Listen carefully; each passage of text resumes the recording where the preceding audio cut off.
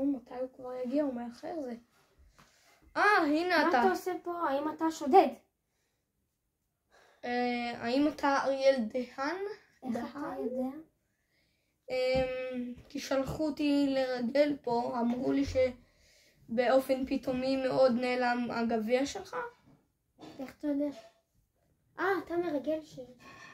כן, שכר אותי בנבנישתי. בנבנישתי, הבנתי. אז כמה כסף אתה רוצה? הסכום שבנבנישתי הוא אמר לי שאתה תשלם לי רק אחרי שאני אסיים את עבודתי. ותאמין לי, זה יקרה מהר. ואם אתה תסיים אותו. אתה יודע, אין לך הרבה זמן לגמר. כבר אנחנו מתחילים בבתים.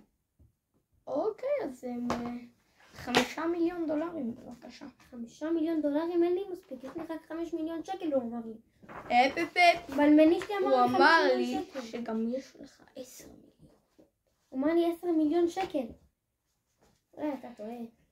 נו, אני אקח רק 3.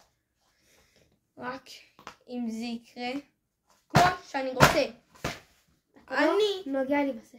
אפתור לך את הכל, ואתה בתמורה תביא לי את הכסף שלי. סגרנו עסקה. כמה כסף? 3 מיליון דולר. זהו זה. אוקיי, זהו. נראה לי הוא החשוד העיקרי שלי כאן.